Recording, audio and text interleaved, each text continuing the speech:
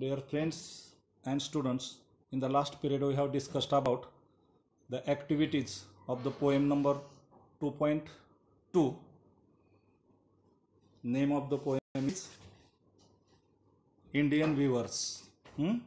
Indian Weavers, its notes we have, activities we have seen up to page number 102. The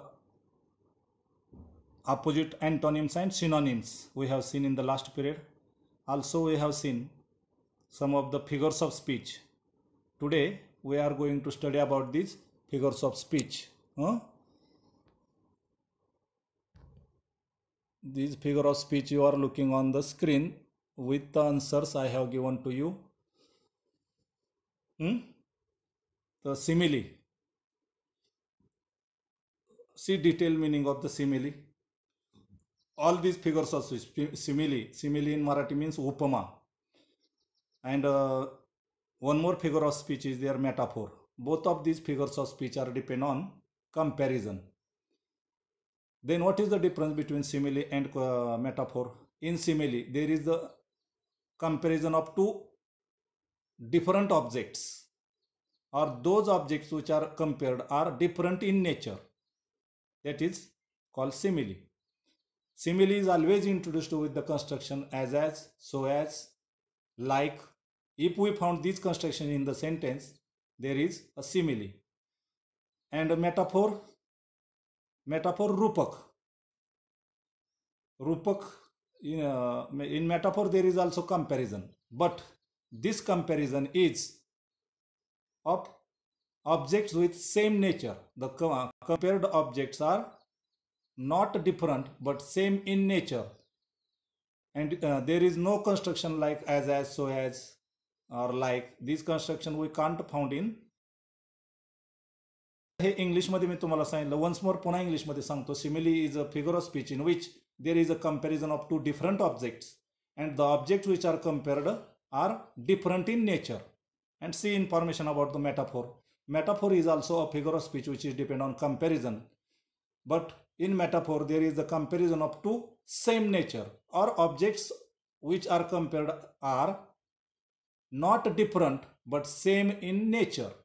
तर मराठीमध्ये बघा, simile, उपमान आणि उपमेय हे एकच नसून जिथं भिन्न आहेत अशी तुलना केली असेल तिथं सिमिली असते. तर मेटाफोर यामध्ये उपमान आणि उपमेय हे भिन्न नसून एकच आहेत अशी तुलना असेल, भिन्न नसून एकच आहेत अशी तुलना असेल तर मेटाफोर, आणि जे घटक किंवा उपमान आणि उपमेय हे एकच नसून भिन्न आहेत अशी तुलना असेल तर सिमिली. आणि सिमिलीमध्ये ॲज किंवा लाईक किंवा सो ॲज असं कन्स्ट्रक्शन असतं कंपॅरिझन करताना, की जे मेटाफोरमध्ये ॲज, सो ॲज, लाईक असं कन्स्ट्रक्शन नसतं. तर यामध्ये सिमिली, मेटाफोर. तर सिमिलीचं मराठीत उदाहरण देऊन सांगतो तुम्हाला की तो दगडासारखा आहे. म्हणजे तो आणि दगड भिन्न आहेत, डिफरंट आहेत, पण कंपॅरिझन एकसारखे आहेत. आता तोच उदाहरण मी मेटाफोरसाठी फिरवतो. बघा बरं, तो म्हणजे एक दगडच. पहिलं उदाहरण काय, तो दगडासारखा आहे. तो आणि दगड डिफरंट आहेत पण एकमेकाचं कंपॅरिझन आहे, डिफरंट ऑब्जेक्ट्स. आणि मेटाफोरमध्ये तो म्हणजे एक दगडच, म्हणजे त्यातून दगडात काहीच फरक नाही, same in nature, called metaphor. तर आता इथं तुम्हाला मी हे दाखवलेले आहेत बघा फिगर्स ऑफ स्पीच. त्यातला पहिला बघा काय आहे, मोठा करून दाखवतो जरा. तर सिमिली, पहिला फिगर ऑफ स्पीच सिमिली. तर आपली जी कविता आहे त्यातली थर्ड लाईन, ब्ल्यू ॲज. आता मी तुम्हाला कन्स्ट्रक्शन सांगितलं होतं ॲज किंवा तसं. तर ब्ल्यू ॲज द विंग म्हणजे ॲज आहे comparison of two different object, blue आणि विंग दिसतंय तिथं. त्यानंतर 7 number line, like the plums. Like हा कन्स्ट्रक्शन आहे का नाही त्यात, आणि पर्पल ग्रीन. तर इथं डिफरंट ऑब्जेक्टचं कंपॅरिझन आहे. त्यानंतर कवितेतलीच तुम्ही पुस्तक समोर ठेवत बघितलं असेल तर 11 नंबरची लाईन एक बघा, व्हाईट ॲज फिदर. आता फिदर आणि व्हाईट हे क्लाउड वगैरे हे सगळं ॲज न वगैरे दाखवलं म्हणजे सिमिलीचं हे उदाहरण आहे.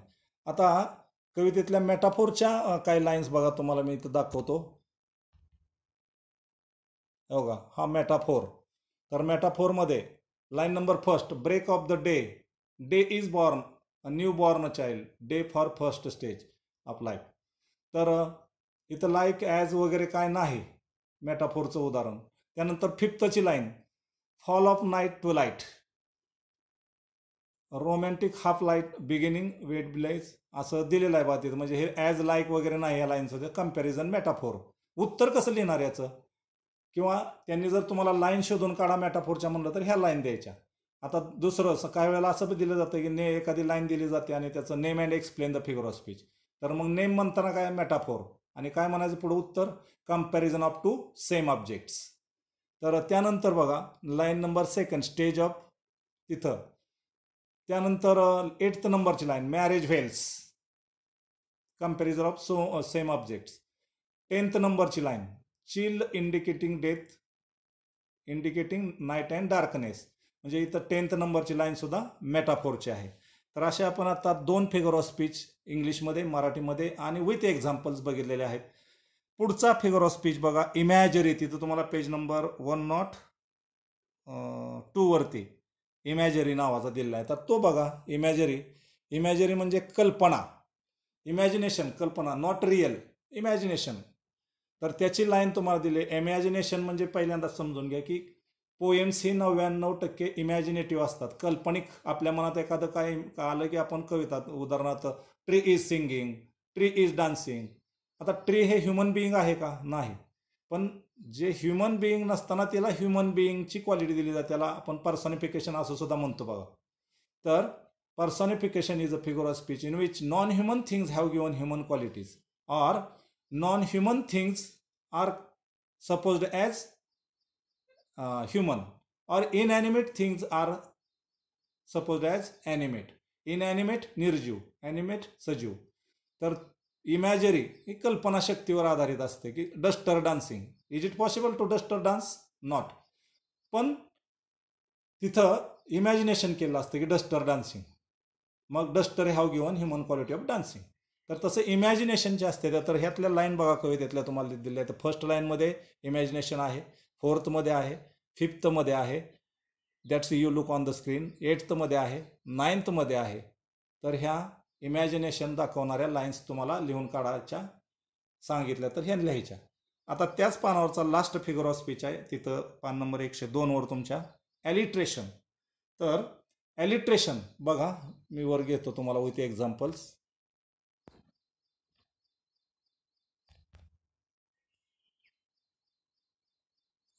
ॲलिट्रेशन स्पेलिंग नीट लक्षात ठेवा. ALLI. काही विद्यार्थी सिंगल एल लिहितात, तर TERRATION, ॲलिट्रेशन. मराठीमध्ये अगोदर सांगतो आणि मग इंग्लिशमध्ये सांगतो. ॲलिट्रेशन आपण तुम्ही बघितलं आहे 10वी 11वीला वगैरे. ॲलिट्रेशन अनुप्रास. अनुप्रासामध्ये काय माहिती असते? तर अनुप्रास अलंकारामध्ये एकाच वाक्यात काय 6-10 शब्द असतील, त्या प्रत्येक शब्दातलं सुरुवातीचं अक्षर पुन्हा पुन्हा रिपीट होतं. उदाहरण, आपण आलात आम्हाला आनंद आहे, अ अ अ अ अ रिपीट झालं. ही की इंग्लिशमधलं उदाहरण बघा, he hit his head, H H H, he hit his head, H H H. Say you are sorry to see, yes yes yes, अक्षर रिपीट होते का नाही? तर जेव्हा वाक्यामध्ये एखाद्या एकच अक्षर पुन्हा पुन्हा रिपीट होत असेल सुरुवातीचं, तर तिथं अनुप्रास अलंकार म्हणजेच अलिट्रेशन असतो. अनुप्रासामध्ये उदाहरण मराठीतलं अजून एक देतो. काकाने काकीला काठीने कणाकणा मारले, क रिपीट झालं का नाही? आता हेच इंग्लिशमध्ये बघा. Alliteration is a figure of speech.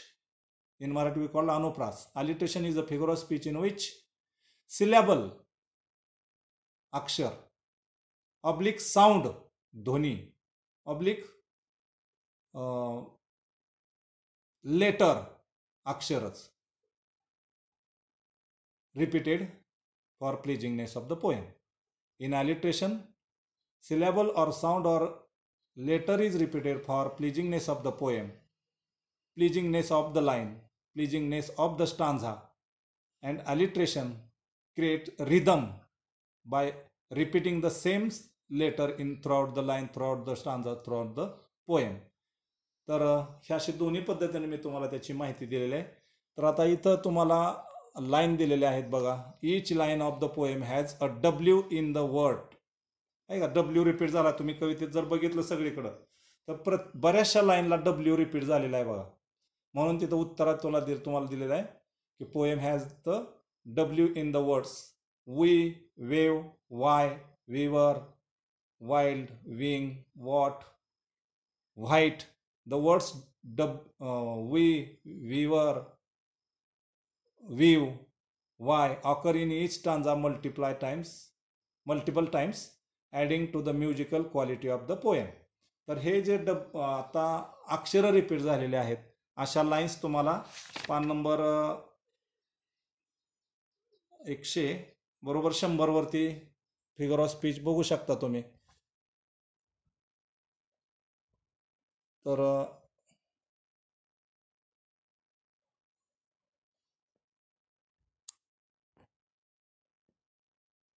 इथं तुम्हाला ज्या लाईन आहेत तर तो कविता तुमच्या पुढे बरोबर 100 नंबरची ठेवलेली आहे. तर त्याच्यामध्ये तुम्ही लाईन्स ज्या आहेत त्या लाईन्समध्ये पहिली लाईन ॲलिट्रेशन, सगळ्या लाईन तुम्हाला फिगर ऑफ स्पीच ॲलिट्रेशन सांगता येईल. त्याचबरोबर पहिल्या लाईनमध्ये metaphor, comparison of two different object. Weavers weaving the at the break of the day. तर वी वर विविंग मेटाफोर. त्यानंतर why do you weave a garment so gay, second number line. Alliteration सुद्धा एका बाजूला लिहायचा, दुसऱ्या बाजूला इंट्रॉगेशन किंवा रेटॉरिकल question असाही घेता येईल. त्यानंतर blue as, third line, blue as the wing of the हायकॉन वाईल्ड. सिमिली आहे इथं, ॲज वगैरे तुम्हाला दिसतंय, comparison of two different object. त्यानंतर थर्डला सिमिली म्हणा.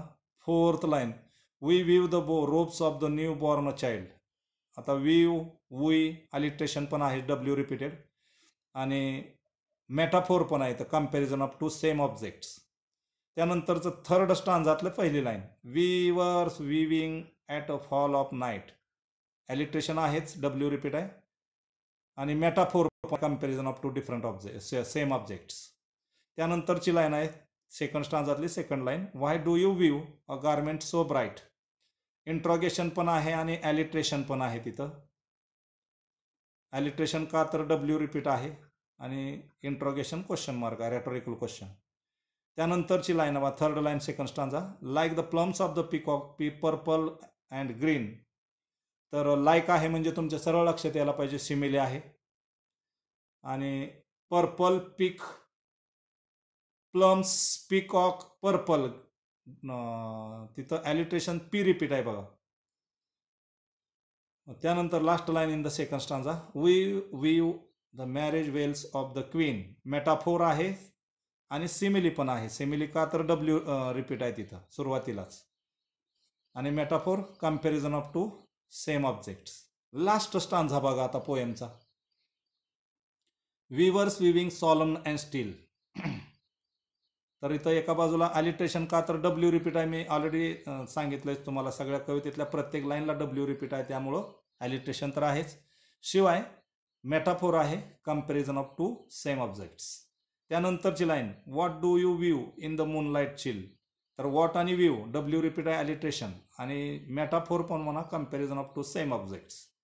त्यानंतरची लाईन लास्ट स्टांजातली सेकंड लाईन, खालून दुसरी ओळ, white as the feather and white as the cloud. आता सिमिली आहे, ॲज आहे, आणि टू डिफरंट ऑब्जेक्ट कोणते कम्पेअर केले आहेत इथं बघा बरं. तर फिदर आणि क्लाउड याचं टू डिफरंट ऑब्जेक्ट्स. फिदर म्हणजे पंख, मोरपीस, आणि क्लाउड म्हणजे ढग, दोन वेगवेगळ्या घटकांची तुलना केलेली आहे. आता लास्ट लाईन, वी विव a dead man's funeral shrewd. तर वी विव ॲलिट्रेशन तर आहेच. तर अशा पद्धतीनं आज आपण इथं फिगर्स ऑफ स्पीच कवितेतले सर्व प्रकारचे बघितलेले आहेत. आता त्यानंतरचे आपल्याला बघायचं आहे ते फिगर ऑफ काय येतं तिथं तुम्हाला, तर राईम स्कीम किंवा रायमिंग वर्ड्स. है ना. हा एक क्वेश्चन विचारला जातो बघा. आता तुम्ही लास्टला बघताय 3rd नंबरचा आकडा आहे इथं. rhyme scheme in the first stanza is A B. Find the rhyme schemes of the other second and third stanza. आता मी तुम्हाला पुस्तकातील लाईन्स पुढे ठेवून बघा. पेज नंबर 100 वरती तुम्ही जावा आता आणि ह्याचं हे जे उत्तर मी तुम्हाला दिलेलं आहे तिकडं पेज नंबर 100 वरती जाऊन बघा. सुरुवात कशी करायची राईम स्कीमची. तर starting with small letter A, अक्षर स्मॉल ए न सुरुवात करायची. उच्चार सेम असला तर सेम नंबर येईल खाली. उच्चार बदलला तर अल्फाबेटिकल नंबर बदलेल, म्हणजेच ए नंतरचा नंबर बी येईल. तर बघा बरं, डे गे एकसारखा उच्चार आहे म्हणून सुरुवात डेला ए न केली आपण, स्मॉल ए न. ए बघा, डे गे तर सारखा उच्चार आहे म्हणून एकसारखा नंबर ए स्मॉल ए. त्यानंतर वाईल्ड चाइल्ड, गे नंतरचा उच्चार बदलला वाईल्ड, म्हणजे ए नंतरचं लेटर कोणतं येईल, बी. तर वाईल्ड चाइल्ड, तर बी. तर काय येईल पहिल्या कडव्याची राईम स्कीम, ए बी. तुम्ही बघा, डे गे एकसारखा उच्चार आहे ए. वाईल्ड चाइल्ड एकसारखा उच्चार आहे बी. तर राईम स्कीम पहिला स्टांजाची येईल ए बी. सेकंडची बघू आपण. सुरुवात स्मॉल ए न. नाईट ब्राईट स्मॉल ए. ग्रीन क्वीन उच्चार सारखे आहेत बी. तर पुन्हा ह्या कडव्याची सुद्धा राईम स्कीम आली एकसारखी ए बी. थर्ड स्टांजाची बघूया आपण आता पान नंबर 100 वरती. Still chill start with, each stanza start with small A. तर स्टीलला ए, चिल सारखा उच्चार आहे म्हणून ए. क्लाउड श्राउड, तर बी. तर याची सुद्धा राईम स्कीम आहे ए बी. तर राईम स्कीमचे मी तुम्हाला प्रकार सांगितले होते कोणते बरं, रेग्युलर राईम स्कीम आणि इरेग्युलर राईम स्कीम. आता रेग्युलर राईम स्कीम म्हणजे काय सांगितलं होतं, तर रेग्युलर राईम स्कीम मध्ये प्रत्येक सर्व कवितेची राईम स्कीम एकसारखीची येते, म्हणजेच ए बी पहिल्या कडव्याची आहे, तीच दुसऱ्या कडव्याची, तीच तिसऱ्या कडव्याची, अशी जर सगळ्या कडव्याची एकसारखी राईम स्कीम असेल तिला रेग्युलर राईम स्कीम म्हणायचं. आणि इरेग्युलर राईम स्कीम काय, तर rhyme scheme changes stanza wise. समजा पहिल्या कडव्यात ए बी आलंय, दुसऱ्या कडव्यात समजा आलं असतं बी सी, तर राईम स्कीम चेंज झाली का नाही. तर जेव्हा राईम स्कीम सेम असेल त्याला रेग्युलर राईम स्कीम म्हणायचं. आणि अशा वेळेला कवितेत तुम्हाला उत्तरासाठी ए बी ही एकच राईम स्कीम मांडायची, सगळ्या कडव्याची काढत बसायचं नाही, टाइम वेस्टिंग करत बसायचं नाही. त्यांनी जेवढं सांगितलं ना तुम्हाला तेवढंच करायचं, सगळ्या कवितेची काढत बसायचं नाही. कारण रेग्युलर राईम स्कीम असेल तर एकच राईम स्कीम हे असते, त्यामुळे तुम्ही ए बी करून राईम स्कीम होईल त्याची. तुम्ही उत्तर लिहिताना असं लिहायचं, rhyme scheme of the poem किंवा stanza first is A B, stanza second is A B. असं सगळ्यात सेकंड थर्ड असं नाही, त्यांनी जेवढं विचारलं तेवढंच द्यायचं. राईम स्कीम सेम असली ना, रेग्युलर राईम स्कीम असली की एकच सारखी असते. मात्र इरेग्युलर राईम स्कीम असेल तेव्हा प्रश्न तुम्हाला असा येतो, find out the rhyme scheme of the first and last stanza. तर फर्स्टची वेगळी असते ए बी आणि लास्टची वेगळी असेल बी सी. तर पहिल्या कडव्याची ए बी मांडली की कॉमा द्यायचा आणि मग दुसऱ्या स्टांजाची काय असेल ती बी सी लिहून काढायची, अशी उत्तर लिहिण्याची पद्धत आहे. तर आपण आजच्या तासाला आली फिगर्स ऑफ स्पीच बघितले 4. कोणकोणते, सिमिली, मेटाफोर, इमॅजरी अँड ॲलिट्रेशन. अजून आता काय आपण बघितलं याच्यात, तर राईम स्कीम बघितली कवितेची. तर rhyme scheme regular rhyme scheme आहे, 3 कडव्यामध्ये 3 सारखीच राईम स्कीम आहे ए बी. त्यामुळं अशा वेळेला रेग्युलर राईम स्कीम म्हणून एका कडव्याची मांडली तरी चालते. तुम्हाला उत्तर देताना राईम स्कीम ए बी ज्या कडव्याची विचारली ते म्हणायचं. फर्स्ट स्टांजाची विचारलं असेल first stanza rhyme scheme is A B, किंवा सेकंडची विचारली असेल तर ए बी, किंवा थर्डची विचारली असेल तर ए बी, जे विचारलं असेल ते. तर अशा पद्धतीनं आपण राईम स्कीम त्या कवितेची बघितलेली. आता पान नंबर 102 वरती तुम्हाला rhyme scheme in the first stanza is A B, find the rhyme scheme in the second and third स्टांजाचा प्रश्न होता. तर अशा पद्धतीनं आपण आज इथं कवितेतले राईम स्कीम बघितलेले की जे क्वेश्चन नंबर 3rd 4thला तुम्हाला कवितेतल्या 2 मार्काला फिगर ऑफ स्पीच 1 मार्काला आणि राईम स्कीम किंवा रायमिंग वर्ड्स 2 मार्काला असं विचारलं तर रायमिंग वर्ड्स 2 मार्काला. आता रायमिंग वर्ड्स म्हणजे काय तुम्ही बघितलेलं आहे पहिले. समान उच्चाराच्या शब्दाच्या जोड्या लावायच्या. उदाहरणार्थ सेड, डेड, मॅन, कॅन, ले, गे, स्टील. कवितेत दिलेलं आहे बघा तिथं. Still, chill, night bright, green queen, cloud shroud हे समान उच्चार शब्द म्हणजे रायमिंग वर्ड्स. तर आता आपण जर बघितलं तर आले फिगर्स ऑफ स्पीच 1-2 मार्काचे, 1 मार्काचा तरी धरू गृहीत धरून नेम अँड एक्सप्लेन. आणि हे राईम स्कीम कशी काढायची ते मी तुम्हाला सांगितलं, ते 1-2 मार्क म्हणजे 3 मार्काचा भाग बघितलेला आहे. Okay, we will stop here. Remaining part for discussion for next period. Thank you.